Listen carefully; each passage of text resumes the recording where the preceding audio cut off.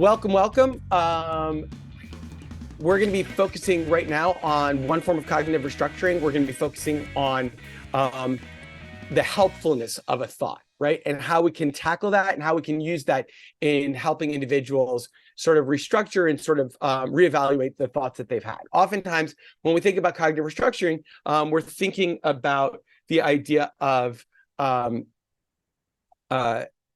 accuracy of the thought, and that's sort of a classic that people think about when they think about CBT. They think about how accurate is the thought, right? What's the evidence for and against? Is that true in every situation? If you had a friend with the same problem, what would you tell that friend? Those types of questions really aim at the idea of, is the thought accurate? Is that 100% true, right? But when we're thinking about cognitive restructuring, really the idea of it, when we're talking about that in guided discovery, we're really looking at developing a more adaptive thought, right? We're going to do that through helping somebody use their experiences and evidence that they've accrued in order to adopt a more helpful behavior, right? So it doesn't necessarily have to go around accuracy, although, like I said, many people and many times we've focused on that. We can also start focusing on the helpfulness of the cognition, right? Is it helping the individual? And so what we mean by helpfulness is the thought helping the person to feel better? Is that helping you feel better when you tell yourself that? Also, is it helping to accomplish your aspirations, move you toward the things that you want in your life, right? Even if the thought is true, right? Is it helping you to tell yourself those things? It really sidesteps a lot of the overthinking that we can get when we're serving individuals. So if we go back to just sort of the basic cognitive model, right? There's things that we tell ourselves, ultimately that impacts how we feel, and then ultimately what we do, right? What we tell ourselves, our automatic thoughts, impact how we feel, ultimately what we do, right? Which then reinforces what we tell ourselves. So for example, if I tell myself, nobody is going to like this video, right? That may be 100% accurate, right? I may look a month after this is up and have 100 like thumbs down comments going, right? Like people might not like this video. And so that may be 100% accurate. But when I tell myself nobody's going to like this video, it makes me feel sad. It might make me anxious as I'm talking about the video or presenting this concept to you guys. And what might I do, right? I might rush through really quickly. Might get kind of like nasty and snarky with folks. I might get like really, really timid and sort of quiet. I might have trouble focusing on the things that I want to explain to people, right? And so ultimately, whether it's 100% accurate, it doesn't help me feel better. And telling myself that nobody likes this video, nobody's going to like this video, definitely doesn't help me to accomplish my aspiration, which is getting this idea across to people. And listen, somebody may get on there and go, come on, Aaron, what's the evidence for and against, right? If you look at, do people like it? Do people respond? That's great. But I'm a smart guy on occasion. And I might sit here and go, yeah, but, there was that one comment and, I look over the annual workshops that I do and there's always people who don't like it, right? I can argue about it and we can look at the evidence for and against, and I might sort of grab onto certain evidence. What I can't do is really sit and argue with you about, is it helpful for me to tell myself that this video is going to be hated? For that part, we could sit here and think about it very clearly. I'm not going to present better if I tell myself everybody's going to hate it. I'm not going to feel good. I'm going to get myself super stressed out. Ironically, even just like walking through this example, like my heart's going a little bit faster. I'm even having trouble coming up with words. So even in a hypothetical, it's not helpful to tell myself those types of things. So once we establish that, then we can start thinking about what's more helpful, right? So first thing, we want to establish the effect of the thought. If I tell myself, everybody's going to hate this video, right? I'm going to become anxious.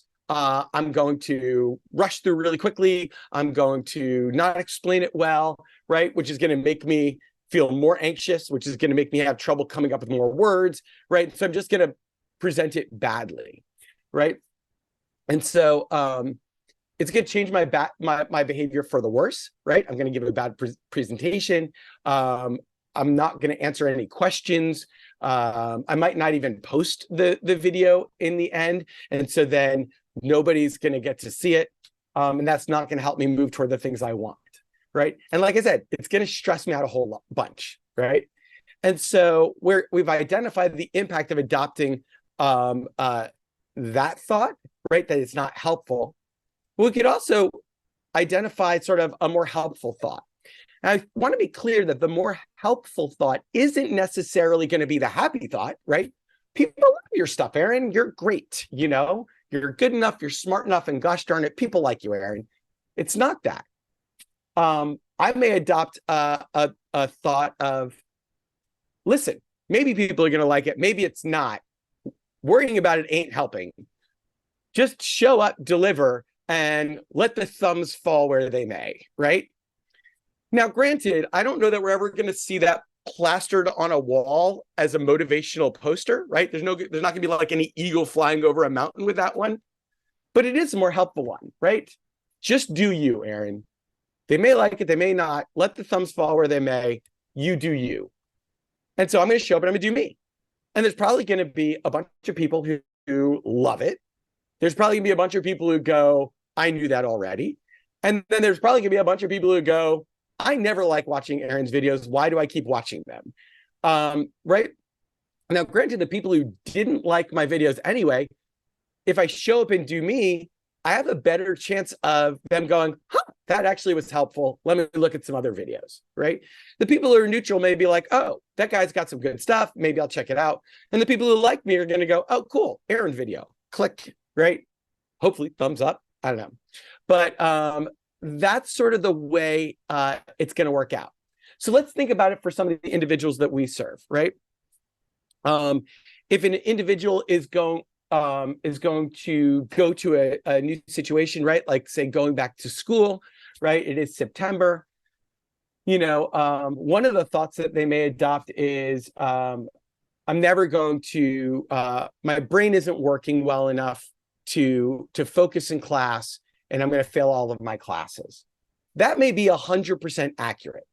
That person's brain, there may be all kinds of things that are getting in the way, right? Their voices may be bothering them. They might not be able to focus. There might be a ton of different things that are making it tough for that person to focus. And maybe 100% accurate that their brain doesn't work well. And it may be 100% accurate that they are going to fail all their classes. That being said, what is the effect of saying my brain doesn't work and I'm going to fail my classes? How does the first person feel? More anxious or less anxious? More anxious. When they go to school, what are they going to do, right? They might not ask for help. They might skip school. They might wake up in the morning and be like, oh, my stomach's killing me. I can't go. Oh, right? They might go, my throat, it might be COVID. I should stay home, right? They may show up and sort of end up being sort of like really short with their teacher, right? And like not ask the teacher for help and kind of stay away from their teacher. So there's all kinds of things that could happen, none of which are helping the individual focus, right? Also, if I'm using most of my brain focused on the fact that my brain doesn't work, all that energy that's going towards saying my brain doesn't work, I'm going to fail my classes, is not going to work. It's not going to focus on doing my classes. So it's not helping me get what I want. And ultimately it's making me more anxious, and I'm not going to be, recruiting people toward me to help me out. So we could sit here and go, maybe it's true, maybe it's not true, but it sure isn't helpful to tell myself that. And so we may go, I don't know if my brain's busted or not. I'm going to show up, put my head down, and crunk through this work, right? And I'm going to give myself some breaks along the way. Again, not going to be on sort of like, it's not like Nike, just do it. But I'm going to go, and then we may even come up with some behaviors that we're going to do as a result. I'm going to let the teacher know that I'm feeling stressed out, or I'm going to let my parents know that I'm feeling stressed out. I'm going to keep track of it because I don't think that my brain's working well. So I'm going to take extra like notes of what's going on. I'm going to see if I can record the class. So I'm going to engage different behaviors along the way, right? So we're going to adopt this new thought, right? Maybe my brain's working, maybe my brain's not working, but worrying about it is not helping out. And so now I'm going to show up, I'm going to engage, and I'm going to try a couple things to make it easier for my brain to work, right? Now, in that process, right, if I'm not worrying and I'm not sitting, avoiding class and things like that, chances are I'm probably going to do better than I thought I'm going to do, right? So that thought isn't really helpful. Once the individual changes that behavior, because remember, if I'm telling myself I'm going to fail all of my classes, if I show up and all of a sudden I'm running an 80 in my class, I might be throwing a ticker tape parade for myself, right? Like I'm probably really psyched about like how things are going. So once the behavior's changed, we still have the opportunity to evaluate accuracy.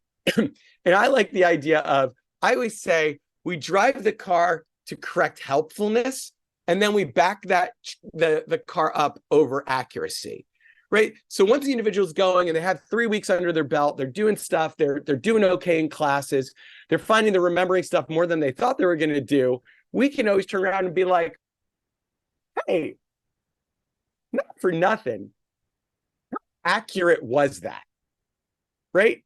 And so we never lose the opportunity to evaluate accuracy, but we're not going to sort of focus in on that first, right? And so we can sit there and start going, how well does your brain work? Oh, I guess my brain does work better. But now the evidence is coming from this individual going out and trying things on their own, not from us trying to sort of talk them out of the situation. Again, when we're looking at the more helpful thoughts, they're not overly positive, right? They're not just think happy thoughts, right? Positive self-talk is really unhelpful because positive self-talk, the individuals we serve, they know what's true, right? They've experienced this in a way that we may have not experienced in our lives. It oftentimes also acknowledges their very fear, right? The original automatic thought. Maybe people are going to like me, maybe people aren't going to like me, but worrying about it isn't helping me connect with people. Maybe I'm going to pass my classes, maybe I'm not, but freaking out about it, right? Or focusing on that isn't helping me focus when I'm in class. So it incorporates the original thought, and then it really focuses on, I'm going to do something that's more helpful for me. And so really in that, we want to get the individual acting in a different way. And this is also a really true and important factor, that all cognitive restructuring ends in behavior, right? So the end of cognitive restructuring is always, now that you see it in a different way, what are you going to do differently? If you don't do something differently, then ultimately cognitive restructuring is going to be a pretty large failure. So again, for helpfulness, we're looking at, is it helping them feel better, do the things that they want?